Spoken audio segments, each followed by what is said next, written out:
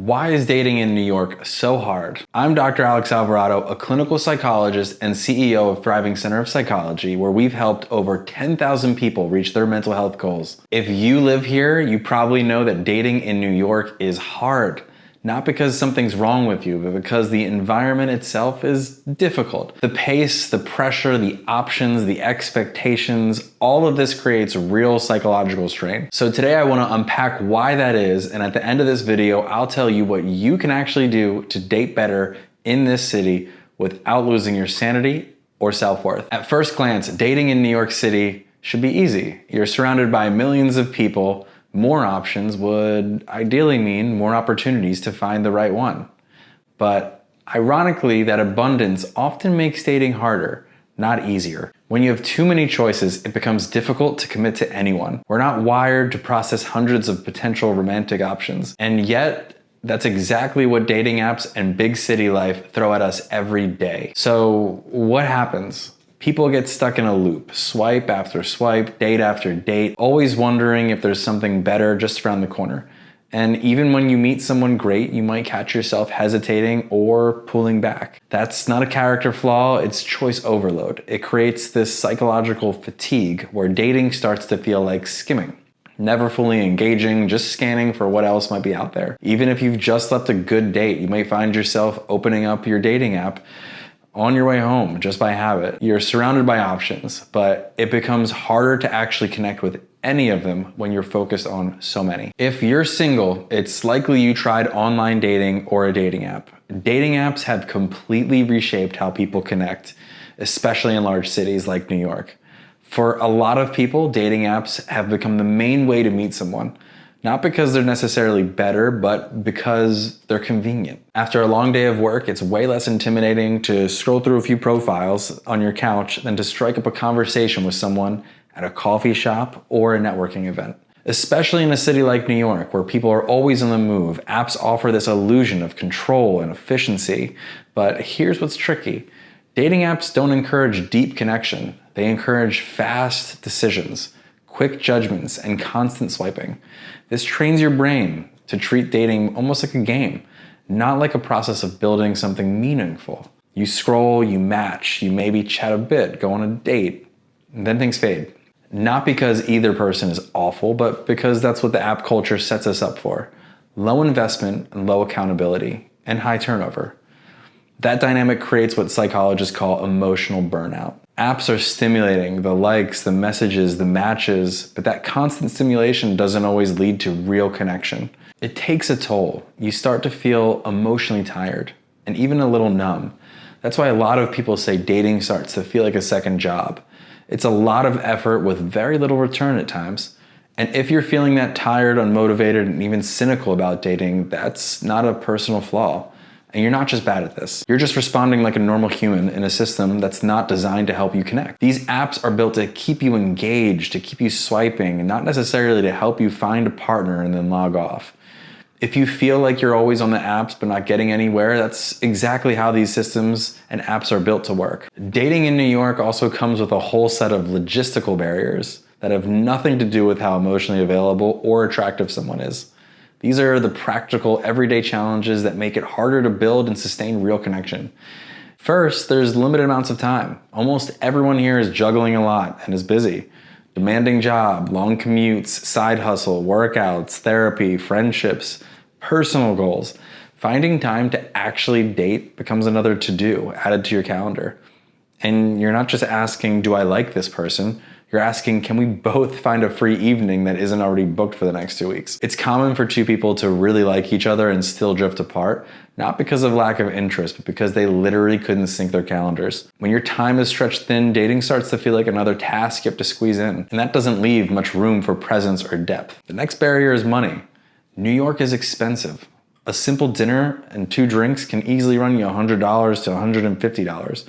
And that's a casual date. Multiply that by a few dates each month and it becomes a financial stressor, especially if you're managing rent, loans, and just trying to build a savings account. Money stress doesn't exactly make space for romance. It can make people second guess whether dating is worth it at all. And then there's the distance, the underrated deal breaker. Someone might just live a few miles away, but in New York terms, that could be 2 trains, a bus, and a 20-minute walk. Someone on the Upper East Side dating someone in Tribeca might as well be doing it long distance. It sounds silly, but that extra hour of commuting to see someone regularly can be enough to stop things from progressing. New York rewards the ambition, speed, independence. Those are amazing qualities when it comes to building a career or chasing goals. But the same traits that help you thrive professionally can make it really hard to build emotional intimacy. People here aren't flaky or emotionally unavailable because they don't care. Most of them care. They're just maxed out. They're moving fast, protecting their time, and trying to stay afloat in a high-pressure environment. Dating in New York often creates emotional fatigue. People talk about ghosting, situationships, and conversations that trail off for no clear reason at all. But underneath all that is a pattern of disconnection.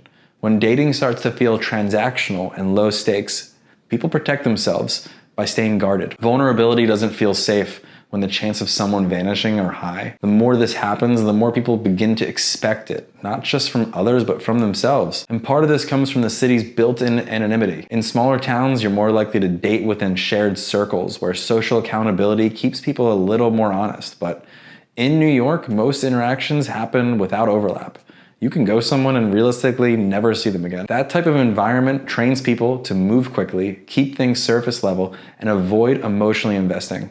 Comparison can be one of the most damaging forces in urban dating, and most people don't even realize how deeply it's affecting them.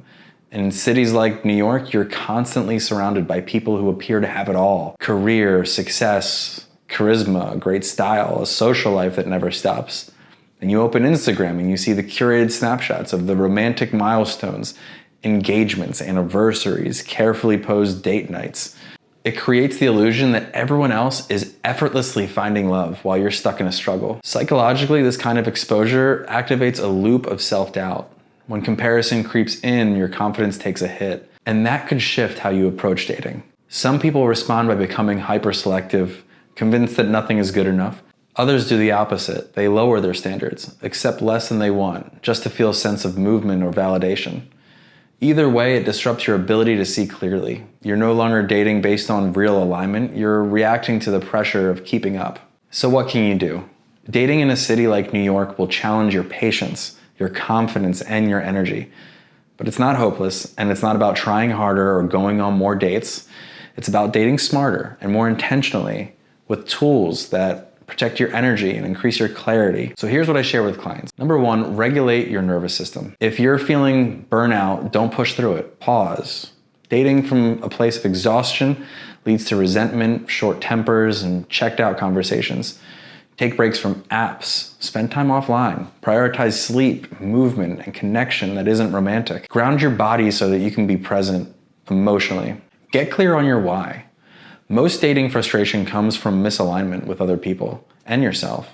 Are you dating casually, looking for something serious, hoping to build emotional intimacy, or just getting out of your comfort zone? Know your reason and let that guide how you spend your time and who you say yes to. Diversify how you meet people. Apps are just one tool. Explore spaces where shared values are built in, like hobby-based groups, sports, volunteer work, local events, or even friend-to-friend setups. Connection happens more naturally when you're already in the environment that reflects who you are. Slow down and invest in one connection at a time. Dating in New York City often turns into speed dating by default. If someone interests you, give it a second or third date, even if it wasn't fireworks. Emotional safety builds over time. Don't let swipe culture trick you into thinking chemistry has to be instant to be real. Lead with honesty, not performance. So much dating advice is about how to be desirable. Try instead to be honest. Share your values early. Be upfront about your intentions. Don't try to outcool or outgame anyone. Connection is built on clarity, not curation. Audit your patterns. If the same thing keeps happening, ghosting, feeling misunderstood, losing interest quickly, don't blame the apps or the city. Zoom out and get curious. Are you picking emotionally unavailable people? Are you ignoring red flags because you're craving validation? Awareness is the first step to shifting the outcome. Adjust your expectations without lowering your standards. Real connection takes time, and not every date is going to be a story worth telling. Let go of the pressure to make every interaction magical. Focus on consistency, respect, and shared values, not whether someone checks every box in the first 10 minutes. Understand that dating is not about guarantees. It's about probability. You can't control when or how you'll meet someone, but you can increase your chances by continuing to show up in the right places with the right mindset and with the energy that reflects what you're actually looking for. The only way to truly guarantee you won't find connection is to stop putting yourself out there.